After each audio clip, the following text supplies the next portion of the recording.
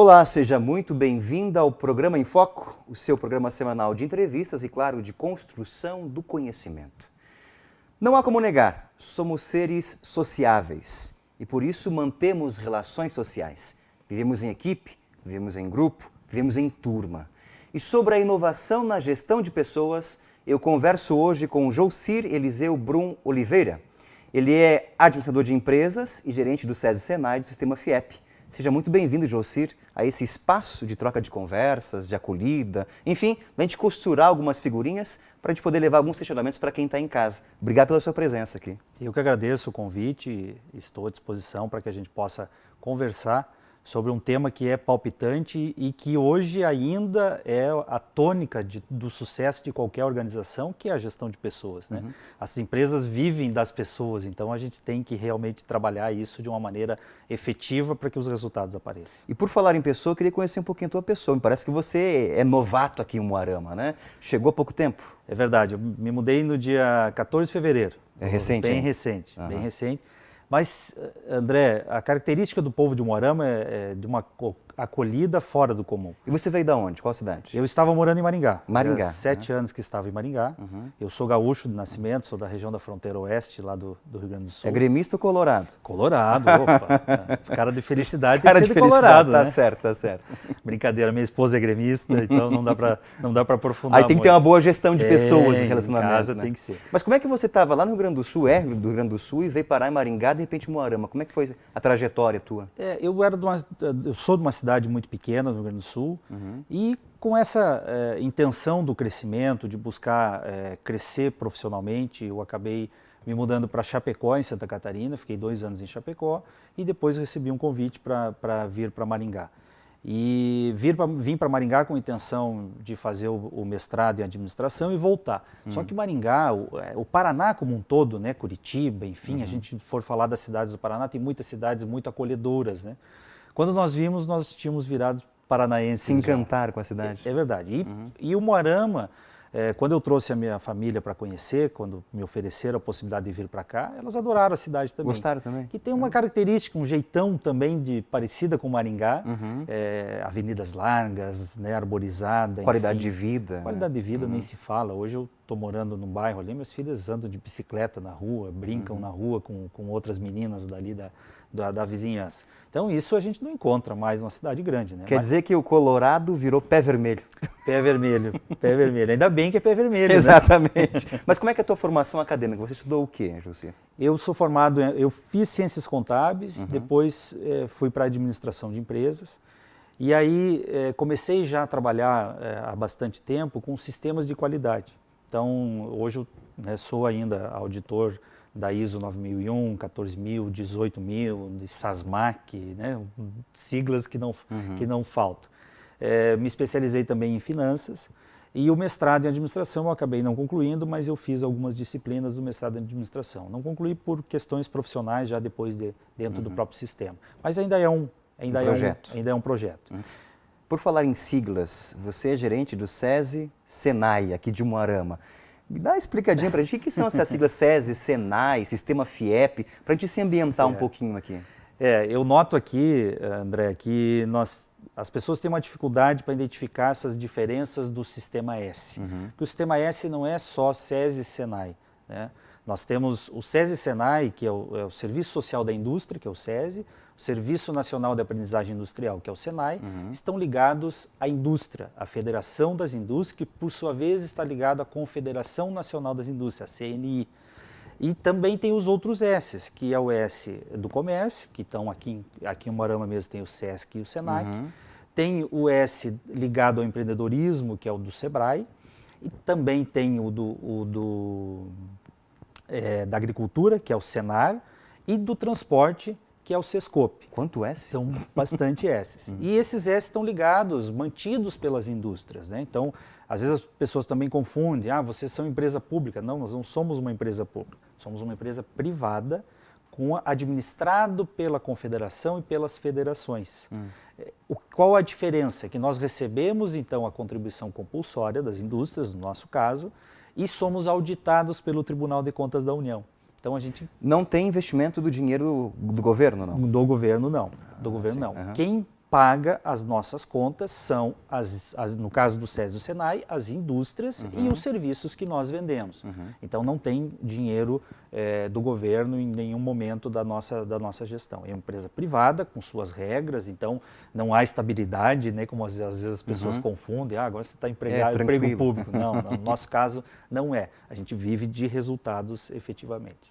Já que tem essa auditoria do Tribunal de Contas, então todo o dinheiro que está sendo gestado ali dentro tem que se prestar uma conta muito séria ao tribunal, né? Sim, nós caminhamos pelo mesmo viés da empresa pública, com a questão dos processos licitatórios, enfim, da mesma maneira, porque o Tribunal de Contas nos audita da mesma maneira que audita uma empresa pública. E no caso, a tua função como gerente do SESI e SENAI, qual seria a tua função chegando aqui em Moarama? André, na verdade, quando nosso diretor regional me chamou para me oferecer, né, entre aspas, a gerência de Moarama, o desafio aqui é significativo. E eu te confesso que em alguns momentos eu titubeei, e ele até foi bastante... Mas como um bom gaúcho não deixou a peleia, né? Ele foi bastante rígido até comigo. Mas o interessante é que nós vamos construir um centro de formação profissional aqui. A prefeitura já fez a doação de uma área ali naquele complexo esportivo que tem na Parigot de Souza. Foi doado uma área de 10 mil metros quadrados e o sistema FIEP, a federação, vai investir, entre obra e equipamentos, nós vamos chegar praticamente à casa de 8 milhões de reais. Começa, se Deus quiser, agora na segunda quinzena de julho, então nós temos aí o segundo semestre e o ano que vem. A minha ideia em 2015 já está com essa escola finalizada, já rodando naquele espaço. Só que a encomenda dele foi, as palavras dele, eu vou repetir aqui, foi: você vá para Moarama e vire o jogo lá. Por quê?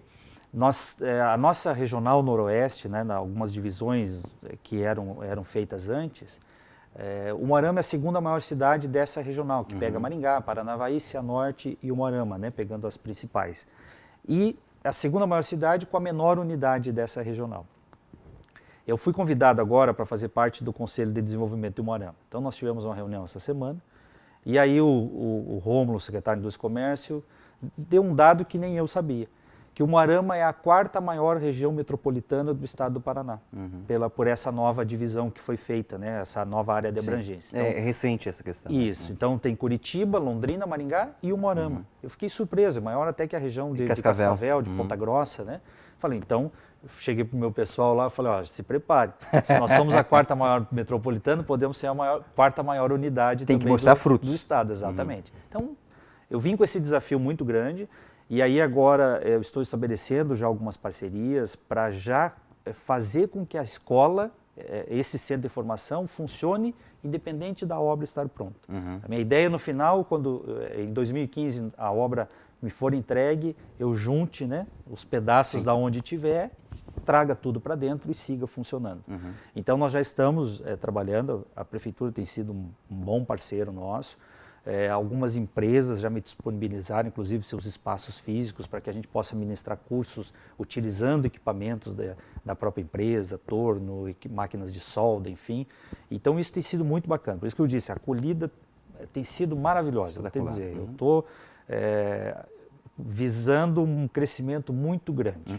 Jocir, no bloco anterior nós paramos naquele momento que você estava contando quais são as perspectivas de trabalho aqui em Moarama, na gerência do SESI.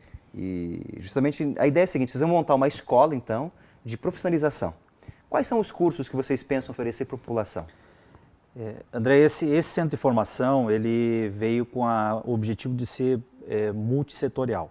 Então nós vamos atender o setor moveleiro, que aqui é bastante significativo, o têxtil e vestuário, automotiva, nós temos já aqui a parte da eletrotécnica. Eu estou entrando já para o ano que vem, se a gente conseguir aprovar, porque eu estou correndo contra o tempo, de eletromecânica e um técnico em edificações, que é outra área também que a gente vai atender. Isso, né, falando do SENAI especificamente. Então ele é multissetorial. Então eu tenho promovido alguns encontros, a gente teve na semana passada um encontro com o Conselho Consultivo da FIEP, para definir isso, para onde que nós vamos atacar, né? Qual é o setor que está mais carente, é esse direcionamento que nós estamos fazendo. Então ainda agora é o momento de juntar peças do quebra-cabeça para conseguir realmente direcionar a estratégia dele. O nosso tema é gestão de pessoas. Você chega com uma missão que é espetacular, né, da vida nova para o SESI, para o Senai, mas já tem uma equipe ali que já faz um trabalho. Como é que fica um líder novo que chega numa equipe que já está trabalhando? Como é que você se sente diante disso? André, interessante. A pergunta é assim, é uma equipe que já está trabalhando, que vinha acostumada com um determinado ritmo. Né? E eu peguei uma característica interessante, porque havia uma pessoa na gerência aqui que continua na equipe. Ah, está na equipe também? Continua na equipe como coordenadora administrativa financeira, que é para tratar do operacional da unidade, e eu vim compor a equipe. Então, realmente, cria, de certa forma, um pouco de ruído, né? E eu vim, quando eu cheguei aqui, até preocupado com isso. Mas encontrei uma equipe com muita vontade. Eles reagiram muito bem a tudo que a gente começou a propor. Claro que quando você propõe a saída da zona de conforto, para qualquer um é difícil. O processo de mudança, embora a gente saiba que na nossa vida a única certeza que nós temos é que nós vamos mudar constantemente, e quem não mudar, a gente tem visto aí situações até de empresas que não se propõem a mudança, acabam morrendo. A minha avó dizia bem assim, que água parada apodrece, né? Movimento. Que é ditado mais certo. Então, até que, vamos dizer assim, as melancias se acomodem, né? Dá um pouco de desconforto, enfim. Mas eu estou há um mês e pouco aqui e eu tenho que dizer que eu me sinto muito em casa com eles. Tenho tido repercussões muito boas, a equipe reagiu muito bem. O que mostra que as pessoas são movidas pelos desafios e elas gostam desses desafios. Não adianta, pode até ter aquele grupinho que gostaria, olha, não mexam comigo, eu vou ficar aqui quietinho. Mas eu não acredito. A grande maioria quer ser motivado, ela quer ter um ideal, porque senão ela perde aquela emoção do trabalho. Quando ela perde a emoção, ela começa a trabalhar mal e comprometer o resultado. Então isso eu tenho sentido aqui. As pessoas demonstram isso. Embora dá aquele desconforto, mas elas estão reagindo muitíssimo bem. Para você ter uma ideia, em alguns setores do SESI, das metas do SESI, nós já atingimos o resultado agora em abril, a meta que era do ano. Do ano? E aí algumas equipes eu já reuni, eu falei, se preparem que nós vamos triplicar essa meta. Opa, mas aí reagem bem a esses objetivos. Então, para a gente falar de gestão de pessoas, eu tenho muito claro, estou inclusive vivenciando isso, que embora a equipe estivesse bem, estivesse de certa forma acomodada, acho que nem a palavra não é tanto essa, porque eles vinham atingindo as metas deles. Estivesse no ritmo, né? Mas o desafio agora também está motivando. Eu acredito que todos eles estão se sentindo, embora alguns um pouquinho mais resistentes, mas praticamente todos estão motivados para que a gente possa crescer. Pelo que você me diz, então, na gestão de pessoas, o papel do líder é ser um papel desafiador para a equipe? Eu acredito que sim. Eu vou te dizer o que eu tenho falado para a minha equipe e o que eu acredito, né, como gestor. O papel de um líder, hoje, exclusivamente é ajudar a sua equipe a atingir o resultado. Porque eu tenho 39 funcionários hoje. Hoje está sendo contratados mais 2. Mas se esse grupo sair, eu não consigo tocar a unidade. Eu não faço o papel do professor do colégio, eu não faço o papel do técnico de segurança, eu não faço o papel da dentista, entendeu? Eu não faço o papel do técnico de ensino perante uma turma de eletrotécnica. Enfim, são eles que fazem. E as áreas todas, no nosso caso, têm as suas metas específicas. Então, eles têm que atingir o resultado. Ontem eu estava com uma pessoa da área de saúde, ela falou, fechamos um grande contrato com uma empresa de 700 funcionários, eu falei, preciso de estrutura. Ela até chegou e disse assim, eu estou com isso atrasado. Eu falei, para. Me diga o que você precisa. Os seus problemas eu já conheço. Eu sei, eu estou acompanhando. O que você precisa para que a gente possa atender essa empresa? Eu preciso de mais uma pessoa, preciso que você troque um computador lá para mim. E é isso? É isso. Então tá bom. Então é isso, isso eu posso resolver. E isso eu acredito que seja o meu papel de líder. Não é resolver o problema dos outros. Não. É ajudá-los. É dar o subsídio, dar as condições para que eles possam atingir os seus resultados. Tanto em infraestrutura, em orientação, em apoio, porque às vezes o que precisa é isso, é preciso que você diga para outra pessoa, olha, você pode, eu acredito em você, você tem condições de fazer. Às vezes isso já dá as condições para que ele possa atingir o resultado. Então, eu tenho vivenciado isso aqui e é o que eu realmente acredito. Meu papel como líder, nada mais que isso. Se eu quiser chamar tudo para mim, eu vou morrer a míngua e a equipe também. Mas para chegar a essa postura, José, você tem que ter um trabalho constante de escuta da equipe, dos acontecimentos, da estrutura. É um exercício diário isso. Com certeza, com certeza. O grande desafio, porque antigamente a gente falava da questão dos líderes, né, aqueles modelos, né, o líder democrático, o autocrático, o liberal. Aí se discutia qual era o melhor o ideal de modelo, né? Não, o democrático, daí vieram tendências de épocas, né? Não, agora o líder tem que ser democrático. A questão da quebra da burocracia, então se discutiu muito, eu sempre tive o hábito de ler muito sobre isso, então se discutia muito, teve uma época que se pregou a quebra das paredes nas empresas, você lembra, todo mundo trabalhar no mesmo ambiente. Espaço aberto. Né? Enfim, se experimentou muita coisa. Mas, na verdade, o líder, ele tem que ser um composto de todos esses modelos e o grande desafio dele é conhecer cada um dos membros da sua equipe para ver qual modelo ele adota. Por exemplo, se nós pegarmos esses 3 modelos tradicionais, né? Democrático, autocrático e o liberal. O André trabalha, é da minha equipe. Qual é o modelo que eu uso com o André? Não, o André ele é mais por adesão, então eu consigo trabalhar o democrático com ele. Não, o fulano, o Pedrinho lá, eu preciso só comentar com ele que eu preciso daquela situação resolvida e ele já vai lá e faz. Então, com ele eu posso usar o estilo liberal. Vou dizer assim, você pode dizer assim, mas é muito difícil. Hoje eu estou com 39, quem tem 100 pessoas, 200 pessoas? É difícil. O líder tem esse papel e é o desafio realmente significativo do líder é conhecer a sua equipe um a um, saber a reação de cada um. Porque se você é do estilo liberal, André, e eu de repente usar o estilo autoritário com você, você vai reagir mal. E aí o resultado não vai ser bom. O bloqueio está estabelecido. Exatamente. Então esse é o grande desafio do líder, é conhecer muito bem a sua equipe. Isso que você falou, ouvir muito, estar preparado para absorver tudo que a equipe vai trazer e aí dar uma resposta em cima do que aquele colaborador está pensando para a solução. Eu tenho usado isso com a equipe. Falar, não adianta vocês me trazerem problemas. Eu não entendo da área de vocês e não tenho a pretensão de entender. Que eu acho que é uma outra coisa que a gente pode fazer. Eu não entendo de segurança do trabalho. Eu entendo o básico. Mas quem conhece a fundo os programas é o meu engenheiro do trabalho. Então, se ele tem um problema, ele tem que vir já com propostas de soluções, para que então eu possa ajudá-lo a escolher qual a melhor. Mas me trazer o problema e eu apontar a solução, eu estaria sendo leviano em apontar a solução numa área que eu não domino.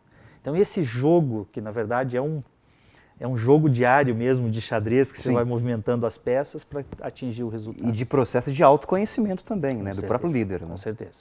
José, no bloco anterior nós falamos um pouquinho desse papel do líder. Né? E me deu a seguinte ideia, a gente no senso comum imagina o líder como alguém que manda, que estabelece regras, prioridades, desafios, né? Mas não é isso que acontece no dia a dia. O líder não é alguém que manda, né? Também. Eu acredito que também. A gente precisa tirar esses paradigmas, né, da questão da liderança. O bom líder é aquele que puxa a sua equipe, sabe aquelas coisas meio utópicas, né, que sai todo mundo de mão dada. Que no dia a dia não funciona, caminhando e cantando e seguindo a canção. Não. O líder, ele tem que ter esse poder de adesão, eu acredito nisso, como ele tem que ser o exemplo, ele tem que puxar, ele tem que realmente fazer com que a equipe acredite nele, né? Ele tem que ser uma referência, e não só dentro da empresa, como também na vida pessoal. É desafiador isso, mas ele também às vezes tem que mandar. Então ele tem que conhecer muito bem o que ele está, onde ele está, o espaço que ele está, para muitas vezes ele tem que ser enérgico e, vamos dizer assim, cobrar aquela resolução que às vezes o liderado está precisando disso também. Então ele também tem que mandar. O que a gente tem falado muito, e eu trabalhei muito com consultoria das empresas e como professor universitário falava muito para os meus alunos, que tem que se estabelecer características de liderança dentro das empresas para que se fique uma marca da liderança. Tá? O que significa isso? Significa que se eu estou liderando uma equipe, eu adoto um padrão que foi estabelecido pela organização, pela empresa. Existe uma cultura. Exatamente. Uma ideologia. Exatamente. Agora você falou a palavra certa, é criar essa cultura. Porque se eu tiver que sair da frente dessa equipe e outro líder vir para o meu lugar, a equipe não sinta tanto. Não pode criar aquela característica que a equipe segue aquele líder exclusivamente. Esse líder que puxa uma equipe para ele somente não é um bom líder. Aí nós estamos falando do líder que organiza a festinha do final de semana, que puxa o pessoal para o shopping na sexta-feira. Esse é o líder que arrasta, né, a multidão. Que o foco está na pessoa dele. Está na pessoa. Mas aí quando ele tem um conflito, ele já não consegue resolver. Não, a marca da liderança é quando você tem um modelo, então o comportamento adotado pelo líder, a reação que ele adota com relação a qualquer situação que surja, é a mesma em todos os outros grupos. Sabe? Então isso deixa a equipe mais tranquila e a organização também, porque ela pode confiar que os seus líderes vão ter aquele tipo de reação. É um desafio grande, O desenvolvimento de lideranças hoje, eu vou te dizer que a maior dificuldade que as organizações têm para os seus setores, que há muita confusão, né? Às vezes um ótimo colaborador vai ser um péssimo líder, né? E às vezes uma pessoa que não tem tanta habilidade técnica pode ser um excelente líder de equipe. Mas isso exige também que as próprias empresas tenham bem claro para elas mesmas onde querem chegar, os objetivos e a sua própria cultura. Existem casos que as empresas não têm presente para elas mesmas essa cultura delas? André, infelizmente, e aí vamos falar um pouco da característica nossa mais de interior, é uma realidade. Empresas hoje, você conta nos dedos as empresas que você chega hoje, tem um planejamento estratégico. Está específico o que é. Detalhado, enfim. Basta a gente ver que muitas empresas hoje não tem nenhum departamento de recursos humanos instalado. Ele tem um departamento pessoal lá que ele que paga as contas, né? Que ele diz que é o departamento de E recursos quando humanos. alguém fala, passa no RH, no DP, já fica tremendo, né? A gestão de pessoas vai muito além disso, né? Tem que ter alguém pensando estrategicamente a gestão de pessoas, que tem assento nas diretorias, que a hora que a empresa vai definir isso que você falou, a sua estratégia, seu objetivo estratégico, o RH esteja também apegado a isso. Porque eu ouço, às vezes, em reuniões de empresários, eles culpando as pessoas. E Taylor, quando começou a fazer as análises deles lá, ele já dizia, o problema está no processo, o problema não está nas pessoas. Eu estava ministrando uma disciplina de cronoanálise em Maringá, antes de vir para cá, e eu falava aos meus alunos, cronoanálise é muito técnico, é número, você bater cronômetro, verificar as ações, mas eu quero saber o que vocês vão fazer com isso. Vocês têm que pensar em cima disso. Não é só preencher planilha. E Taylor já dizia isso. Quando há alguma falha dentro, vamos dizer assim, da organização, alguma coisa não está saindo bem, o problema está no processo e não na pessoa. E hoje o que a gente mais ouve nas organizações é culpar as pessoas. Porque a pessoa não está interessada, porque a pessoa não está qualificada, ela não busca qualificação, é isso. Sempre culpando a equipe. E ela não olha o seu processo. E aí o que eu disse, muitas empresas não têm nenhum departamento de recursos humanos implantado, que deveria ser a primeira coisa. Eu vou montar uma empresa, a primeira coisa seria procurar um gerente de recursos humanos para dizer para ele, olha, eu quero uma empresa com este modelo. E esse gestor de recursos humanos e montar a equipe, qualificar e treinar dentro daquilo que a direção da empresa definiu. Mas não é, infelizmente, essa é a realidade. Então isso precisa ser revisto. Eu vou ser bem sincero, precisa ser revisto.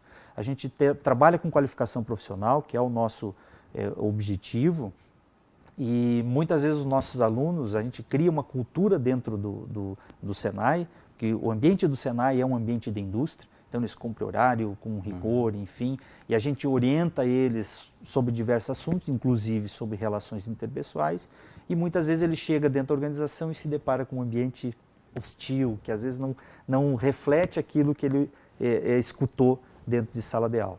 Então eu acho que é um desafio também, e eu chamo também essa responsabilidade para nós, de promover essas mudanças.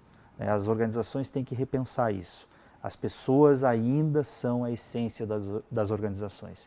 Embora a gente viva uma modernização muito grande das indústrias, uma mecanização grande, automação significativa, mas, André, ainda quem define o sucesso, o resultado são as pessoas. Não adianta, pode estar o maior patrimônio do mundo. O camarada pode ter 100 milhões investidos numa organização e 50 funcionários. A hora que ele tiver que definir o patrimônio dele, ele olhe para esses 50 funcionários e diga, ali está indo o meu patrimônio. Porque os 100 milhões, se aqueles 50 não voltarem amanhã, você faz o quê? Perdeu tudo. Foi o que eu disse. Eu sozinho aqui na unidade não vou conseguir fazer nada. Eu preciso da minha equipe, vamos dizer assim, comprometida com aquilo que se espera. Falando em termos de projetos pessoais, seria um dos seus projetos pessoais aqui em Moarama, na gerência do SESI Senai, também articular a construção dessa cultura nas empresas, nas indústrias? Com certeza, André. Eu tenho já promovido e por essa receptividade, e eu acho que o Moarama está vivendo um momento bem especial, tem bastante gente querendo isso. Então eu tenho provocado as pessoas em eventos que eu tenho ido, fui em alguns Rotaries e conversado com o secretário dos Comércios, com o prefeito, com o presidente da Associação Comercial, com o presidente do Sindicato do Comércio, com o pessoal do SEBRAE, com o pessoal do SENAC, do SESC Senac, porque nós temos que nos unir, unir forças. Uma cidade relativamente pequena como Moarama, nós temos que todos estar unidos. E aí nós começamos a provocar o seguinte, olha, vamos só falar de coisa boa, vamos só falar de projeto bom, vamos parar de falar de problemas que houveram do passado, problemas políticos, esqueçam isso. Vamos falar para frente, vamos fazer o projeto. Tem esse Conselho de Desenvolvimento do Moarama que está sendo reativado. Eu me propus a participar porque eu gostaria realmente de ajudar muito. E eu acho que nós podemos, sim, conquistando isso. Eu com a minha equipe interna lá já comecei a desenhar, porque nós temos muitos cursos em outras unidades que dá para a gente trazer para cá, focado nisso, na questão das pessoas. Formar mais encarregados, mais líderes, tem muita coisa que a gente pode fazer. E eu acho que o empresariado de Moarama está ávido também por isso. Eu tenho sentido isso, sabe? Eles estão querendo. Inclusive na reunião do Conselho Consultivo da FIEP foi uma das encomendas. Olha, nós precisamos de consultorias em RH. Foi ótimo. Perfeito. Olha que bênção ouvir isso. Jussi, muito obrigado pelo teu tempo, tua disponibilidade, pela aula que você ministrou para mim, para quem está em casa também. E com certeza será a primeira vez de muitas que será convidado para a gente trocar algumas ideias no nosso programa em Foco. Obrigado pela tua presença. Seja bem-vindo ao Moarama.